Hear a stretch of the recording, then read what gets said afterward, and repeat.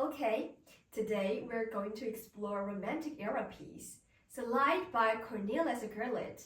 Gurlitt is known for his compositions that are both accessible and musically rich, often used in piano education. This piece, Op 172, captures the expressive nature of romantic music, where emotion and nuance are key. Now, let's start by listening to what you practiced over the past week.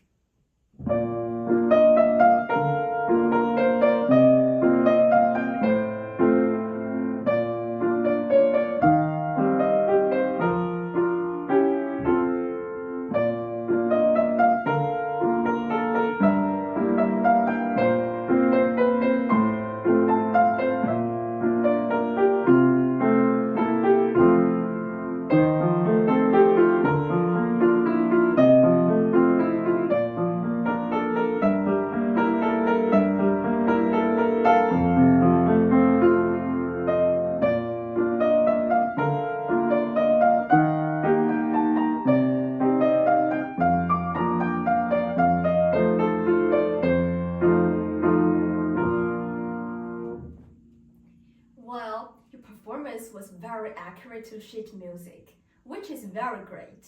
Let's focus on some technical aspects.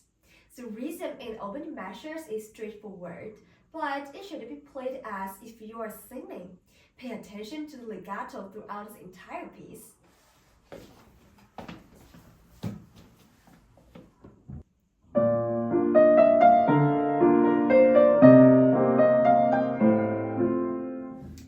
Just like this.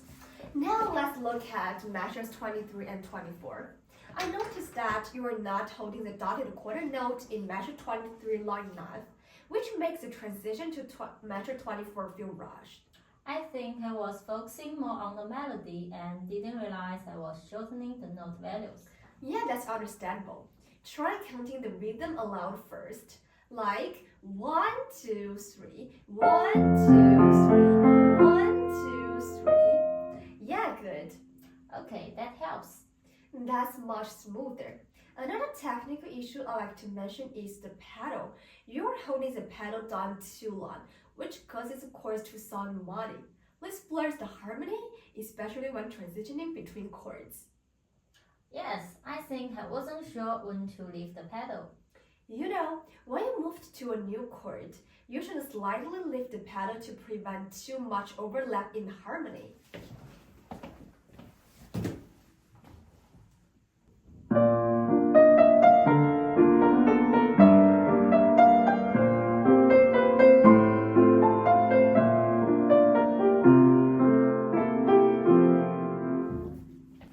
Let's just practice the pedaling in this section.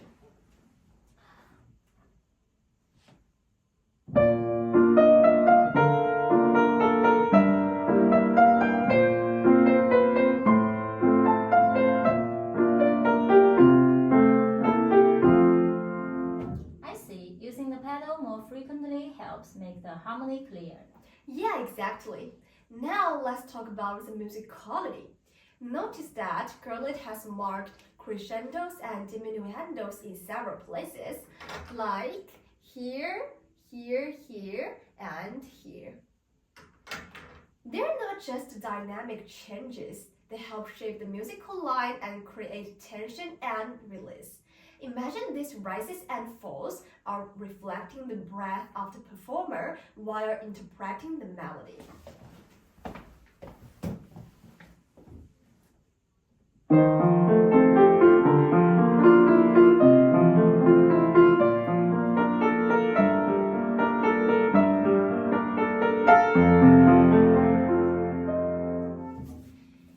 It's like you're telling a story through the piano. The ebb and flow of the melody and the dynamic markings hint at emotional shifts. For example, the crescendos in measure 5 might represent a moment of excitement or anticipation, while the diminuendo in measure 7 feels like a return to calmness. I see, it's like the music speaking.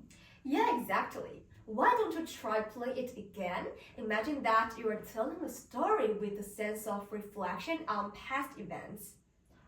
Yes. Good. Remember these points as you listen to the soft beginning. Yeah, that's better.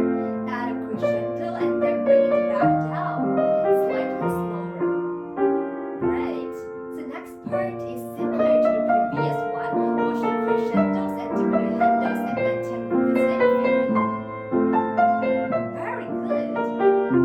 Now, as we move to the next section, change the color of the music. Alternate between the hands with more intensity. Let the left hand push forward with more power than what Rich is making. Yeah, very good.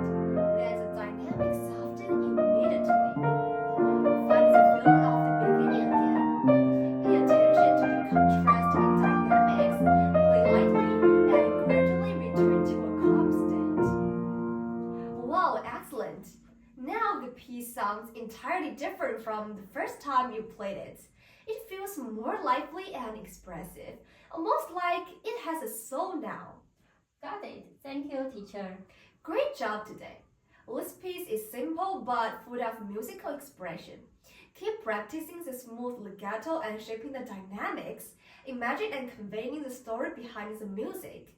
We'll continue refining it in our next lesson.